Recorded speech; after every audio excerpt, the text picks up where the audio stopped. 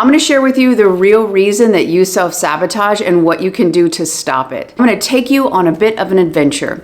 Imagine that you and your best friend, you live in the remote part of the woods and you live in a tiny little house. You have access to some water. It's not as much as you need and it tastes a little bit weird and it's not as clean as you'd like, but you have water and you have a little bit of access to food. If you climb down that hill and get the berries that are in the berry patch and then you struggle and spend a lot of energy to climb back up to the place where the tiny house is, but you can get some food. Even though you'd have a lot better experience if you had clean water and if you had more fats and proteins in your diet, you're getting by. The reason that you don't go off and explore is because a lot of people have told you stories and you've had some experiences that if you go too far away from that tiny house, bad things might happen. You might get in danger and really maybe you might die.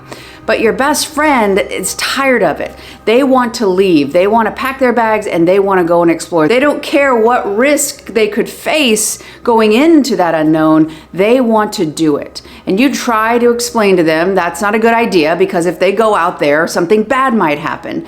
And they're not listening to you. They have set it in their head that they are going and they have made their mind up and that's that.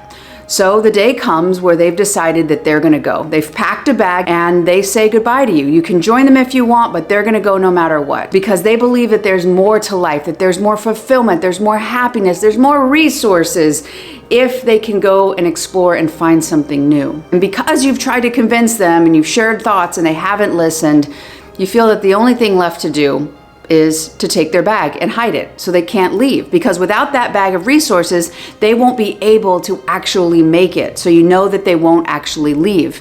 So they go, they look around, they're like, where's my bag?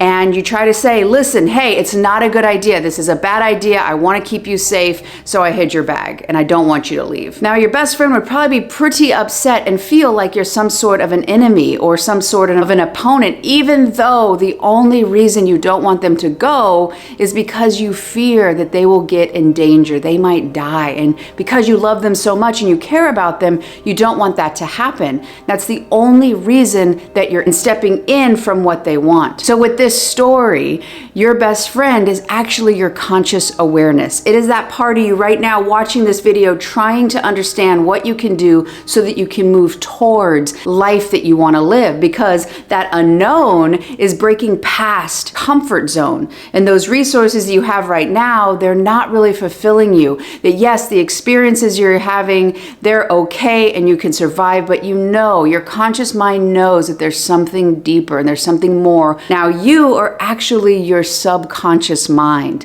the part of you that loves you so much it doesn't want to see you get hurt. It sees you going towards that thing, that danger, and it interferes so it will protect you, because the subconscious thinks that your actions, stepping outside, going in to that unknown, it sees it as dangerous and actually as a potential sabotage to your safety. Seeing your subconscious as a self-preservation mechanism can radically change the way you see everything that you've been experiencing. So those times, those parts of you that interfere is not because you don't like yourself. It's actually because there's a perceived fear based on past experiences that I'll talk about later, and it's giving you an alarm bell. Bah, bah, bah, something bad is gonna happen, we're in danger, we've got to pull back, we gotta go back to our tiny house in the part of the woods that we know will be safe, even though we're not really having a great time, but we know we'll be safe and we're going to stay there. We don't want to risk going into the woods in order to have a potential of a better life because we don't know if we'll survive. So starting to understand that your subconscious is an ally, but the contents of what it's operating off, the list of instructions on what's safe, is outdated. And so now when you consciously go for your desires, it's operating off outdated data. There's a tension and a conflict. Consciously understanding this is the first step. Now I want to show you how you can start changing this. How to break out of that sabotaging dynamic. Well, here is you, and inside here is everything you believe yourself to be. These are thoughts, feelings, and actions that's programmed, that's conditioned into your subconscious. Maybe you want abundance right now, okay? So you can see it's outside how you see yourself to be. So there are these boundaries, and this is where that sabotaging behavior, oh no, if you're out here, something bad's gonna happen. But you wanna start breaking down what that actually is, because you'll start to move towards it, and then like a rubber band, something's gonna bring you back because you have breached this boundary. So you want to start understanding what it is. So in this example, maybe abundance would bring you feelings of freedom or security. Now let's say, for example, that when you were a little kid, birth to 6 years old, you were messaged, an adult caretaker either told you directly or they showed you. Maybe they showed you that, no, if you get what you want and you don't struggle, you're selfish. Oh, what, you just want everything to happen? You want to live in some daydream where your dreams come true? Now understanding that you needed to fit into that primary culture. So if getting money means that you can have what you want, but early on you were told you were selfish or not working hard if you get what you want. So you could literally be using that impulse as a kid that I gotta fit in with my family because I don't want to get kicked out. I don't want to be left. I want to stay with them, even if it means I have to self-reject or suppress my true desires. So your true desire could be, I want to have abundance. I want to have financial security. And maybe as a kid, you were shown that, no, you got to struggle. Struggling is kind of a badge of honor. So if you had money come in easy and doing what you love and it brought you freedom and security, there's something that's outdated in your head that says, no, that's bad. No, it's not bad. It's wonderful for you to have a life of ease and happiness and to do in the world what you love. That's why you're here, a soul in this human experience. But what you've got to understand is in that primary culture, that was the pre-existing dangerous, perceived or real threat. Your body responds the same way. So if you thought, oh no, if I have what I want, ooh, I might be abandoned, I might be all by myself, and I can't literally survive if I do that. So I better say, okay, I gotta struggle, I gotta suffer. So you can start to see that the boundaries of why you sabotage could be way outdated. The more you resolve this, the more you can take your authority and your autonomy and move in the world as you are meant to live, not through the ideas, expectations, or opinions of other people, specifically when you were a little kid. Birth to 6 years old is most of where this conditioning or filters or programs originated, because you're literally in theta brainwave, which is the brainwave of your subconscious. So you're walking around as a little kid and you are just taking it all in. You don't have a developed mind to realize what's going on and to think, is this true for me? Is this a universal truth?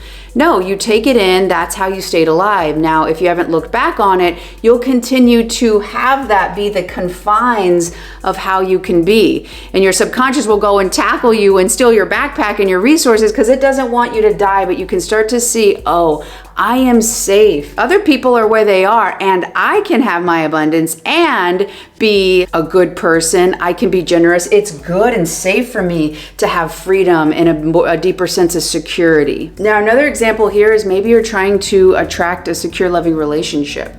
But again, you start moving here and then something happens and you're here. Maybe this is abandonment, rejection. That's what feels familiar. So what you got to understand is that threshold. What alarm bell is going off? Because another thing to take into consideration is you will never be able to manifest or attract something that doesn't feel safe in your body. It's about updating on how you can learn to feel safe in having what you want and what you desire.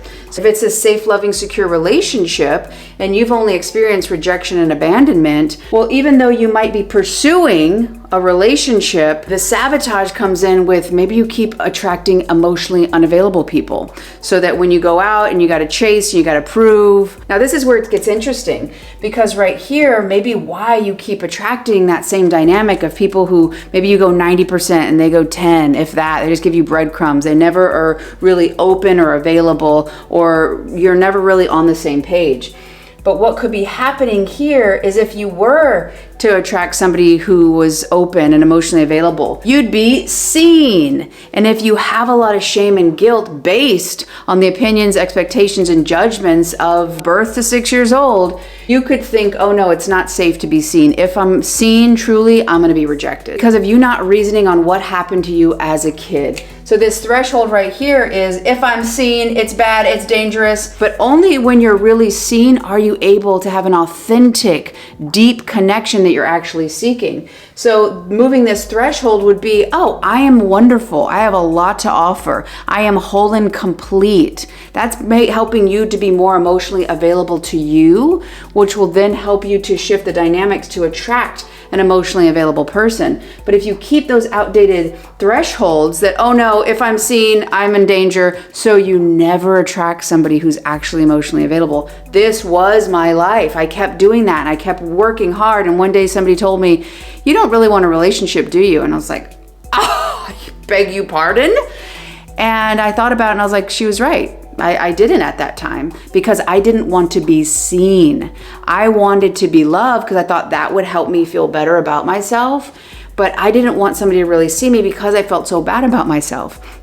And it wasn't until I addressed that and really dove into basically this threshold of what stories I was told, what meanings I had given myself, which were making me feel bad. Meanings of reasons that I thought were true as a kid, but they weren't. When I looked back with my adult mind, I saw it completely different, which allowed me to open up to myself, which allowed me then to attract somebody who was also emotionally available. As you're able to re-reason, you can expand your sense of yourself, which will then include the experiences that you're wanting to have, feeling safe in your body so you don't sabotage yourself because you're communicating to your self-conscious through sensation, through re-reasoning, to let go of those old pre-existing instructions and update them, that you'll actually use your sabotaging behavior to keep you away from lower level experiences, things that you've actually grown past. The more you do this, the more your life will radically change, realizing that you've loved yourself this entire time and that the sabotaging mechanism is for your survival and protection and you can use it to your advantage. Now the next step is to learn how to speak to your subconscious, and this next video right here is going to show you exactly how you can start to do that. It is a game changer, so check it out.